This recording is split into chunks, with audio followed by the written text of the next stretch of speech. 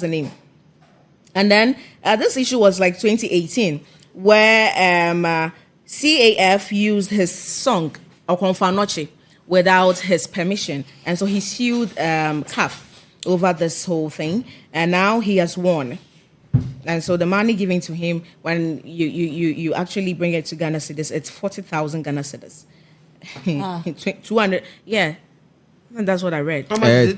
40,000 Ghana cedis. And how much? No. It is $250,000, and that is 3.8 million Ghana cedis. The legal cost that is amounting to 40,000 Ghana cedis. Okay. Ghana cedis. All right. So now, let me start with Sika. This issue, what do you make of it? Actually, this is actually some good news for. So the last time, without cutting you off, the last time you were talking about killer cat. Wait. The last time you were talking about Defe, and then you people were like, "Oh, you want to see how the whole thing will end." Now we have a similar issue, so you now know how it will go. Yes, Ika. Well, these things, it takes time. You know, if you don't have the resources. Because from 2018. Exactly. So if you don't have the resources, you don't have the patience, but if you actually believe and you have a strong legal team or advisors, you have to keep it going. I mean, justice takes so long, but then at the end of the day, you know, so there in your justice now you get it. So with Spike's own, for CAF to I learned that right now they have taken it off their social media handles and they've rendered an apology as well, aside the money that he's also getting. With that, I think I have to look for him and then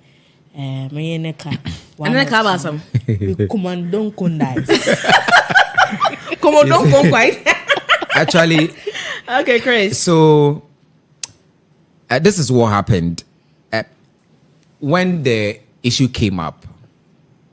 Then he reached out to CAF, Confederation of African Football.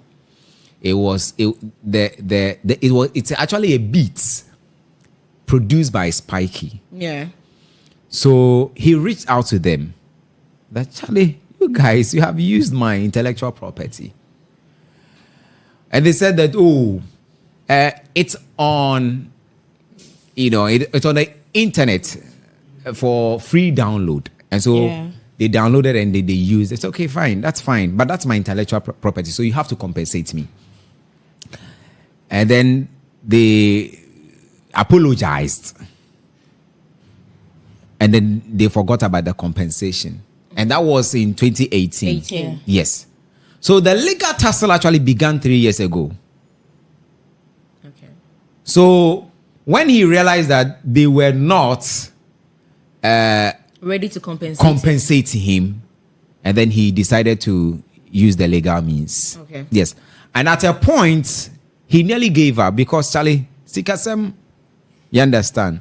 And then the lawyer in question, the lawyer who helped him, actually said, "No, I'm going to don't worry, let's continue with the case. I'm going to help you out, And so let's do it."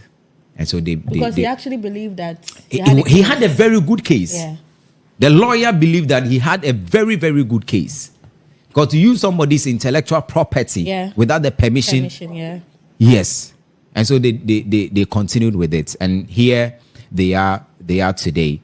Yes. $250,000, which is about 3.8 million Ghana cedis. 38 billion. Yes. It's huge. That's a huge money. But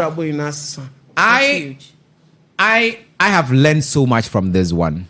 It means that if you're an artist, you're a producer, whoever, if you are in this creative, if you are in the creative space, do not joke with what we call intellectual property, the right to own your intellectual property. Because it was created by you. In fact, if you listen to the sound, the Okonfa, that's the title of the sound, Okonfa, beautiful sound. It has it's a true Ghanaian sound. Very beautiful sound, Okonfa, and it's unique. He has other sounds on the internet. Some people have used this sound, but all those guys, they contacted him before using them. Yeah, so people should learn from this. This is great. This he has shown the way. You know, in the past we have had the likes of Rex Uma. Also in courts, we have had TikTok. They have won, cases like this one. Some of us wanted to have seen the Defe thing gone to the wire, but of course, I am sure CAF would have even contacted Spikey.